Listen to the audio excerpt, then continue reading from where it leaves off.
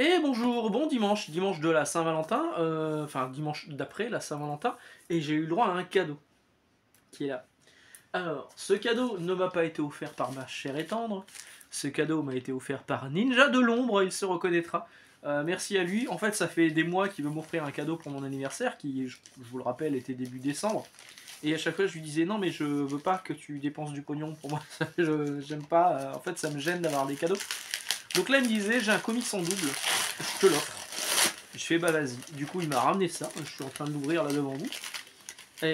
Et c'est sa femme qui lui a dit, le truc est encore emballé quoi. Et c'est sa femme qui lui a dit, bah vu que c'est plus son anniversaire, tu peux mettre Joyeuse Saint-Valentin. Et c'était écrit Joyeuse Saint-Valentin. Voilà. Ah là voilà. J'espère que ma femme ne sera pas jalouse. En tout cas, la sienne n'a pas l'air d'être de l'être. Ça c'est. Hop là. Faut pas que je merde ma prise parce que là, du coup, j'en fais qu'une. Voilà, c'est X-Men par Brubaker et Billy Tan et Clayton Henry. La chute de l'Empire Shi'ar, merci. Une vieille édition de luxe, hein, c'est les anciens de luxe de chez Panini. Merci beaucoup à toi, Fessal, c'est très cool. Il faut que je le lise. Genre, je l'ai lu à l'époque, parce que ça c'était sorti dans les kiosques X-Men il y a très longtemps. Et bon, évidemment, quand on connaît la politique de réédition de Panini, ça a été réédité à un moment en deluxe. Donc voilà, bah merci. C'est cool, c'est cool, c'est cool. Il va aller sur la pile à lire, qui est beaucoup, beaucoup trop haute en ce moment, et il faut dire qu'il y a énormément de mangas dessus. Qu'est-ce que je voulais vous dire cette semaine? En faire un petit point des sorties, de ce qui fait l'actu un petit peu en ce moment dans le comics. Rob Liefeld. Et oui, et oui, j'en ai déjà parlé sur la vidéo de Captain America. Là, Captain America par Rob Liefeld, mon dieu, c'est tellement beau. C'était jeudi dernier, et donc aujourd'hui on va reparler un petit peu parce que Rob Liefeld avait claque la porte de chez Marvel. Et à cause de Kevin Feige, a priori, en fait, déjà Rob Liefeld passait son temps à lutter pour que les auteurs soient plus reconnus dans les films Marvel. Il y a toujours un spécial Funks, machin à la fin. Dans les films Deadpool, il y avait son nom qui apparaissait dès le début du premier générique du premier film Deadpool. Il y a la fameuse blague du Rob Liefeld's Only Feet, seulement des pieds, euh, sur le dernier film Deadpool et Wolverine. Et, et donc Rob Liefeld, lors de l'avant-première de Deadpool Wolverine, il y avait une soirée euh, après l'avant-première. Rob Liefeld n'était pas sur la liste des invités. Il a très mal pris, évidemment. On connaît un petit peu le monsieur. Il a très mal pris et du coup il en a parlé. Je pense qu'il y a ça. Et il y a eu autre chose qui a un peu énervé notre ami Rob. Deadpool Team Up, le numéro 4, c'est celui-là. Il est sorti en décembre, si ma mémoire est bonne. Et le 5 est sorti cette semaine. Alors je ne l'ai pas encore récupéré, je ne suis pas encore passé chez Astro City. Astro City, qui d'ailleurs est interviewé, Damien d'Astro City est interviewé dans la dernière vidéo de 10h47, l'heure du comics. Vous pouvez y aller, vous allez apprendre des trucs plutôt intéressants sur le fonctionnement d'une librairie et sur comment se passait le comics avant que Panini et Urban décident de prendre d'assaut les rayonnages en librairie, quand avant tout se passait en kiosque, et quand le comics en France les comic shops pouvaient ne vivre qu'avec de la VO. C'est hyper intéressant, ça dure un peu moins d'une heure. Vraiment allez-y, 10h47 l'heure du comics, en plus d'un mien, c'est un ami, vous pouvez y aller. Donc bref, le Deadpool Team Up, je n'ai pas encore récupéré le numéro 5 parce qu'en fait, il a eu énormément de retard. Pourquoi il y a eu énormément de retard? Rob Liefeld l'a expliqué, il s'est dessiné à l'intérieur du comics en tant que l'un des Power Rangers Major X. Si vous avez suivi Major X, la mini-série qui était sortie en VF il y a quelques temps, et en VO il y a encore un peu plus longtemps, il y avait plusieurs Major X dans le numéro 0. Il y a plusieurs Major X, et il y en a un en fait, quand il enlève le casque, c'est le visage de Rob Liefeld. Et il dit à Deadpool, on se connaît, et l'autre Deadpool dit non, non, je me rappelle pas de toi. Il fait si, si, ça fait une trentaine d'années qu'on se fréquente, ce qui est vrai. Et il dit bah, ça n'a pas dû me marquer. Voilà. Et donc, le fait de faire apparaître son visage dans le comics, Marvel voulait pas. A priori, il dessine à l'arrache entre chaque numéro. Donc, Marvel n'avait pas validé. Donc, Rob a dit bah, très bien, bah, on le sort pas alors. Du coup, ça a traîné, ça a traîné, ça a traîné, d'où le retard de ce numéro 5 qui est enfin disponible avec la tête de Rob Liefeld Et en plus de ça, Rob Liefeld, juste avant la sortie de ce numéro, a dit ce sera mon dernier travail chez Marvel. Il l'avait déjà dit avant d'ailleurs, ce sera mon dernier travail chez Marvel. Mais on connaît l'animal, il est déjà revenu plusieurs fois au vaisseau mère pour retravailler, pour cachetonner. Euh, et donc là, il dit que c'est son dernier travail chez Marvel. Et en plus de ça, il est fâché avec Kevin Feige. Donc bon, on a son projet Youngblood qui va arriver là incessamment sous peu, c'est avant l'été je crois. Moi je suis chaud pour le lire, évidemment, j'en ferai un retour, évidemment. Euh, mais il y avait aussi son projet Last Blood, dont on attend encore un numéro là qui doit sortir, qui malheureusement n'est disponible que sur Whatnot. C'est pas WhatsApp, c'est Whatnot. C'est un site de live où on peut aussi acheter des trucs, machin. Enfin, c'est un peu. Moi, j'achète pas parce qu'en fait, pourtant, j'aimerais bien. Chaque numéro est à 15 ou 20 dollars. Et après, vous tapez 60 dollars de frais de port pour le faire venir en France. Parce que c'est pas distribué autrement. Super. Donc là, on attend toujours le prochain numéro de Last Blood entièrement dessiné par Rob Liefeld. Et surprise, il y a un Last Blood Final qui vient de sortir. Ou Final, ou ouais, bref, je sais plus.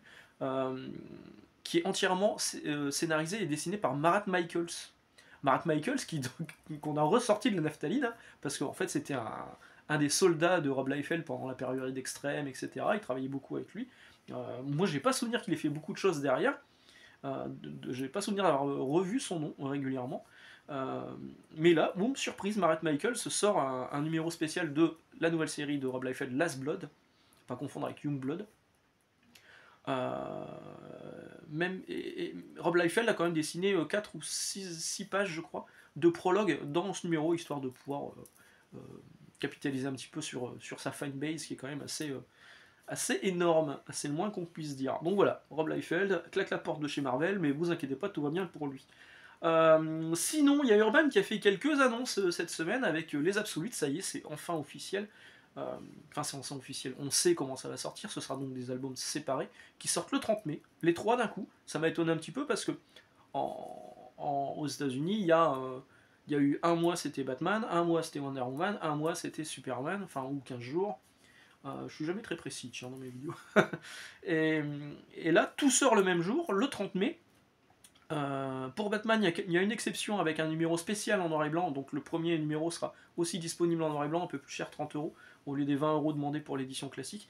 Et j'ai vu une date au 23 mai, ce qui me paraît un peu bizarre. Je pense pas que la version noir et blanc sorte une semaine avant la version classique. On verra. En tout cas, il n'y a que Batman qui aura cette édition noir et blanc.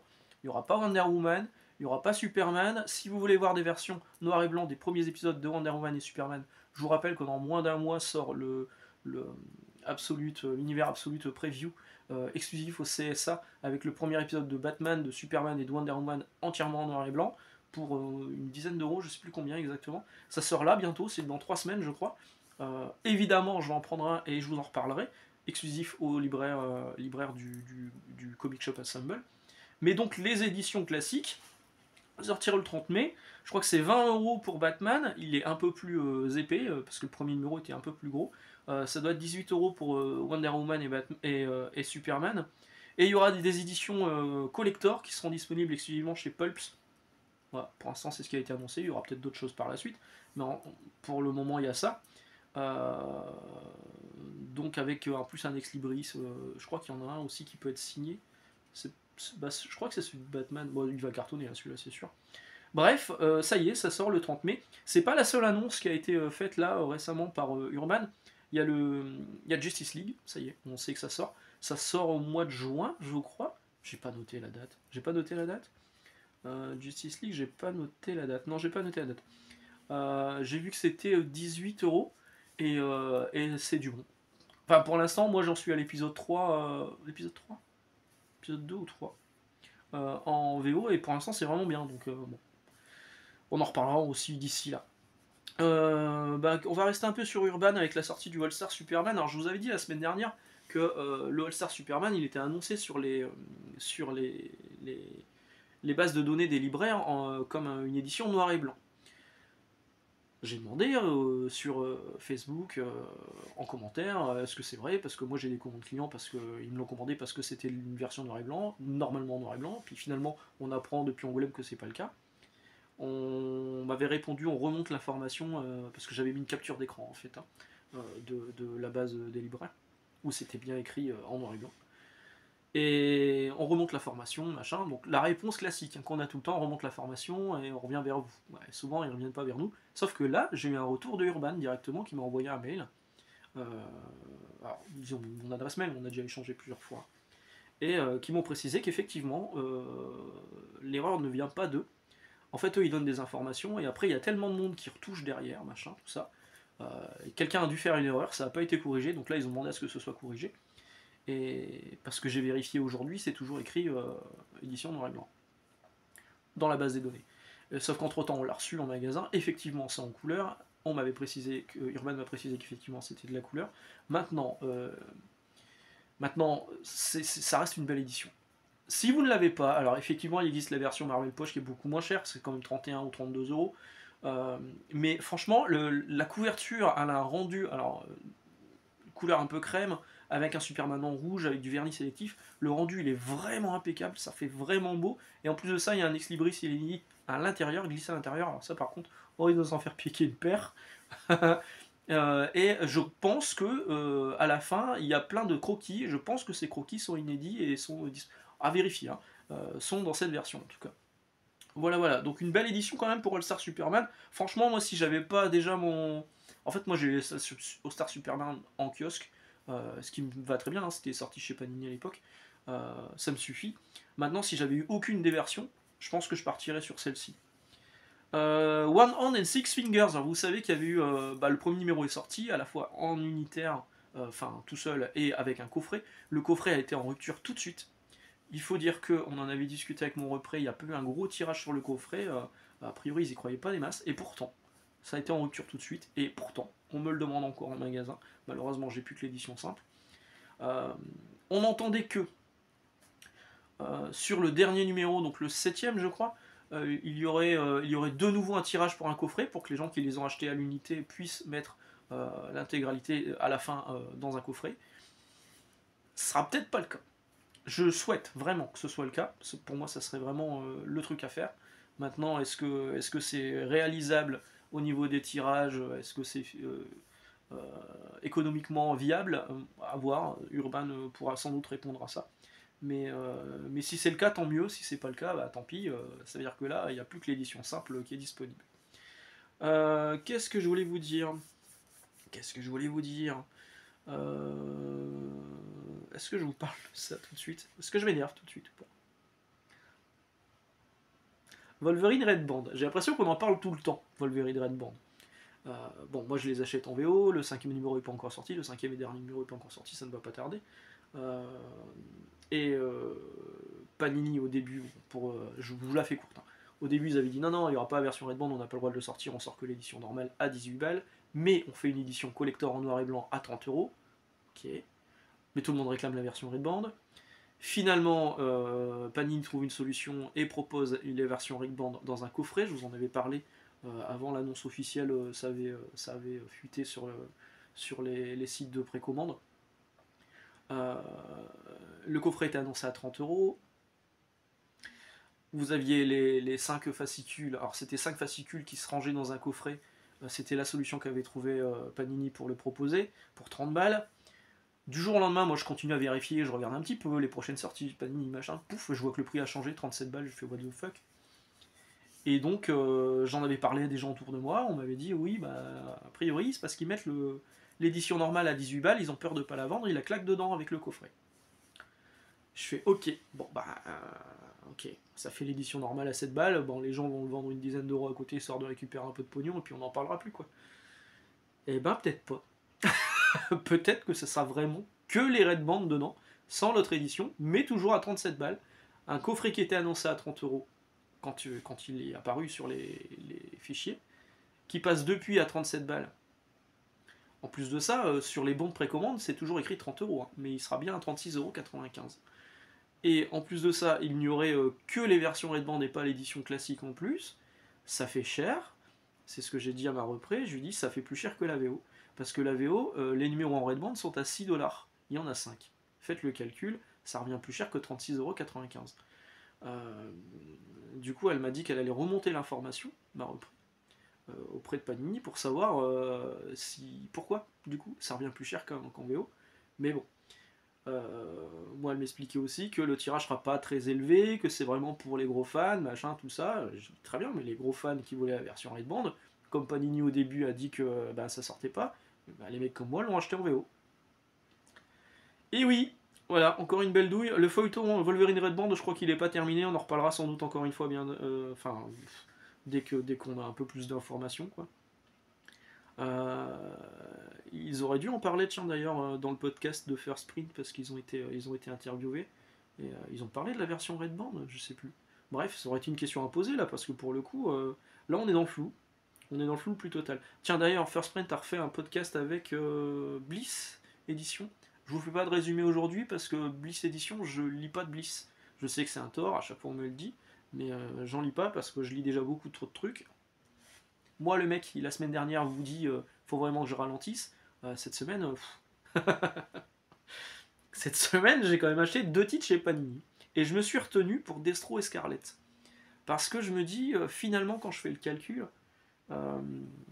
c'est un univers en plus. Cobra Commander, je ne l'ai pas trouvé exceptionnel, mais Duke, j'avais bien aimé. Le Scarlet, je le sens bien, mais le Destro, moins. Alors après, je peux me tromper, je les lirai quand même. Hein. Mais pour l'instant, je les ai pas pris. Je les ai pas pris. Il y a d'ailleurs 2 éditions collector qui sont disponibles, hein, ils sont sortis cette semaine. Les éditions collector sont sans titre, donc Virgin Cover, avec des variantes cover. Dont l'une est toujours signée par John Boyd Myers, comme les 2 précédents collectors, Cobra Commander et Duke, c'était du John Boyd Myers. Et je vous avais dit que j'avais tagué John Boyd Myers sur Instagram là-dessus, et il découvrait que ça sortait en VF avec sa couverture. Donc là, je l'ai contacté en lui disant hey, regarde, Destro aussi, ça sort avec une couverture à toi. Il l'a commandé, et voilà, on a un peu échangé là-dessus.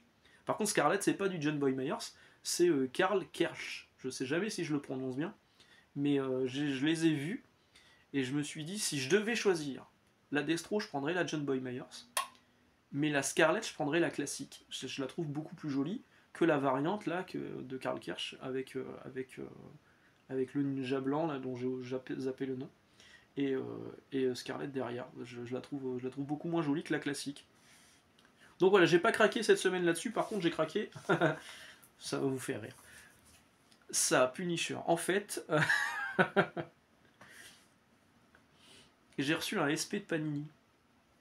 Ça vous la coupe, ça, hein, vous l'avez pas vu venir, hein. Bon, pas vraiment de Panini. En fait, c'est ma reprise qui m'a dit tiens, la dernière fois on avait parlé de ce comics. Et ben, hop là, mon téléphone qui se met en PS. On avait parlé de ce comics, du coup je te l'ai ramené. Je sais pas, merci, c'est gentil. Je l'ai déjà acheté. Je dis, c'est pas grave, tu le gardes. Donc du coup, j'ai ramené celui que j'avais déjà acheté. Et avec celui que j'avais ramené, que j'avais acheté récemment, je me suis pris celui-là, Punisher. Au début, je me suis dit non, finalement, je vais pas le prendre. Alors, ce Punisher, en fait, le nom est un peu mensonger, mais on peut comprendre que Punisher soit beaucoup plus vendeur que Nick Fury, parce qu'en fait, la série qui est à l'intérieur, c'est Get Fury. Elle s'appelle pas du tout aux États-Unis Punisher Get Fury, elle s'appelle juste Get Fury. C'est sur Nick Fury et oui, je le dis bien, Fury. Et effectivement, il y a Frank Castle, c'est quand ils étaient au Vietnam. Et du coup, en VF, ils ont décidé de mettre Punisher parce que Garth Ennis plus Punisher, ça va sans doute vendre beaucoup plus. Moi, je m'étais dit, bon, allez, la semaine dernière, j'ai dit que je ralentissais parce que je manque de place, parce que ça coûte quand même très très cher. Et ben finalement, celui-là, je l'ai pris, il m'a coûté, si, le prix. Mais bon, je l'ai échangé contre un autre, en fait, que j'avais acheté déjà. Bref, voilà, j'ai le Punisher Get Fury, maintenant il ne me reste plus qu'à le lire. Donc j'ai acheté celui-ci, et j'ai acheté le Captain America Truth, bon ça je vous avais dit que j'avais acheté, qui coûte quand même la modique somme de 28 balles, en édition prestige, truc bidule, de dos toilé, machin. Moi, je vous en ai parlé mardi dans la vidéo sur Captain America. Je vais le lire, peut-être que j'en ferai une vidéo la semaine prochaine, si j'arrive à trouver le temps de lire tout ça. Qu'est-ce qu'il y a eu de sorti encore cette semaine? Oui, alors les must-have de la semaine, Hulk rouge, bon. Qui est Hulk rouge? Tout le monde le sait maintenant parce que ça a été spoilé dès le départ dans les bandes annonces du film. Et puis, pour moi, il aurait été plus judicieux de sortir l'intégralité du run de Jeff Lobb sur Hulk avec Hulk rouge, ça aurait été vraiment cool. Or là, c'est juste le premier arc et c'est pas hyper intéressant. Et en plus de ça, le Hulk rouge, on sait que c'est le Général Ross, et puis à la toute fin du comics, on voit le Hulk rouge et le Général Ross qui se parlent. Donc on se pose des questions et en fait vous n'aurez pas la réponse parce que ça sera un volume unique en must-have. Et ils ont sorti ça, ils ont sorti aussi All New Captain America, donc avec le Captain America Falcon, de Rick Remender et Stuart Immonen, qui est sympa, hein. En plus les dessins d'Immonen sont incroyables. Mais c'est pareil, quoi, si vous finissez le premier arc et que vous avez envie de lire la suite, vous l'aurez pas dans cette édition là, quoi. C'est con. C'est con, c'est con. Ah, ils ont sorti aussi un truc qui s'appelle Nous sommes Captain America. Bon, très bien. Nous sommes les capitaines américains. Le seul intérêt, c'est qu'il y a une couverture de Paul Renault. Pour le reste, bah les couilles, comme dirait l'autre. Avengers, tiens, c'est vrai que je vous ai pas dit. Vous savez, la collection d'Avengers, je vous en ai parlé la semaine dernière, la collection Avengers qui va ressortir parce que Panini décide de, plutôt qu'envoyer certains titres au pilon, de les ressortir par la suite en baissant les prix. Je vous avais dit, pour l'instant, elle est toujours annoncée à 7€. Elle sera bien à 3€.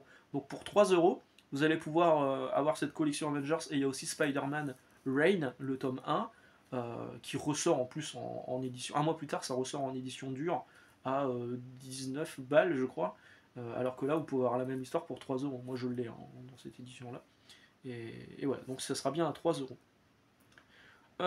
Quoi d'autre c'est à peu près tout. Juste vous parler rapidos. Après, je vous parle d'un manga. Ah oui, je vous garde un petit peu de manga pour la fin. Vous parlez de rapidos, de ça. Encore, il nous saoule avec Tales of Alric. Bah oui, mais c'est rigolo, c'est bien. C'est du comics, qui se lit rapidement. C'est du comics cool. C'est du comics bien dessiné par Alric. Et je dis pas ça juste parce qu'il m'a fait un petit macaron avec ma tronche dessus, que je trouve absolument exceptionnel. Et donc là, c'est le 3e numéro. Si vous voulez vous l'acquérir, c'est soit le compte d'Alric sur Instagram, soit le compte d'Alric qui s'appelle I Read Comics, I comme un œil, sur Instagram aussi. Ça vous coûte la modique somme de 3€, frais de port inclus. Et franchement, c'est pas dégueulasse. Vous pouvez y aller. Si vous voulez découvrir ça, on s'approche tout doucement, des 9000 abonnés. Quand on fera une FAQ des 9000 abonnés, je vous ferai gagner quelques comics et je vous ferai gagner aussi ceci. C'est le numéro 1, Second Printing. J'en ai 3 ou 4 à vous faire gagner parce qu'en plus j'apparais à la toute fin du truc. Il y a aussi Mills, voilà. Je vous ferai gagner ça donc quand on sera aux 9000. Ce sera pas tout de suite, mais bon, en tout cas c'est dans les cartons. Je vérifie que j'avais vraiment plus rien à vous dire, non c'est bien. Alors on va passer un petit peu au manga, parce qu'on m'a demandé si j'allais en parler ça cette semaine. Kagura Bashi. Alors oui, j'en ai même déjà parlé, j'avais fait un short à l'époque où j'étais encore sur TikTok. Je me suis barré de TikTok là parce que TikTok c'est juste pas possible.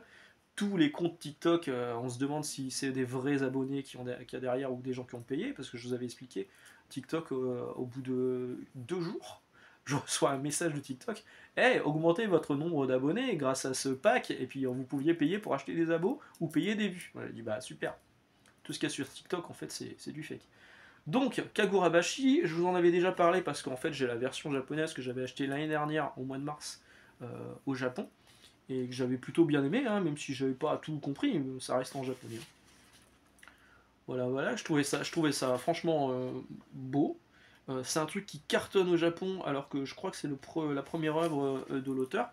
Et, euh, et j'avais trouvé ça bien, je m'étais dit quand ça sortira en VF, je pense que je vais l'acheter.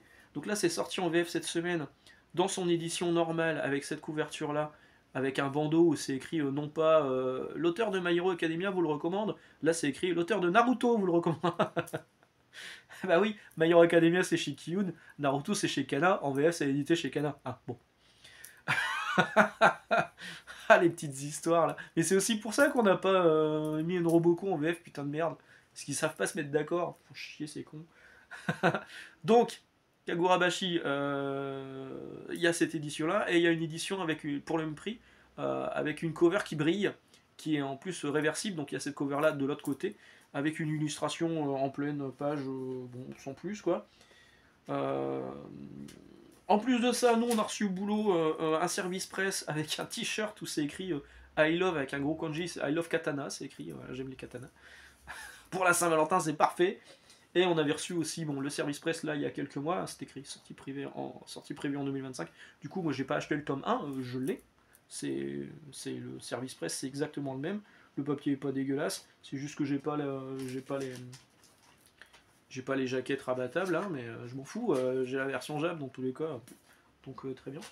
Et après avoir lu en VF, je me suis rendu compte que j'avais compris quand même beaucoup de choses en l'ayant lu en japonais et que effectivement, bah, ça confirmait la bonne impression que j'avais eue en le lisant. Donc c'est bien.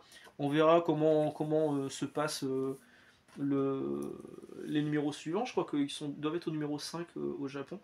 Euh, on verra si ça confirme à partir du numéro 2, mais pour l'instant, franchement, c'est pas mal. Et il y a une autre sortie que j'avais achetée au Japon l'année dernière, qui arrive là la semaine prochaine, chez Crunchyroll cette fois, c'est Nuez Exorcist, que j'avais plutôt bien aimé, mais je vous en reparlerai la semaine prochaine. Voilà, bah, c'est tout pour aujourd'hui, quand même fait 25 minutes, hein, mine de rien. Je vous souhaite une excellente journée, excellente lecture. Maintenant que vous avez fini de regarder cette vidéo, allez voir celle de Desert 47 avec mon camarade Damien d'Astro City. Et puis on se retrouve au plus vite pour parler comics et un peu de manga parfois. Ciao!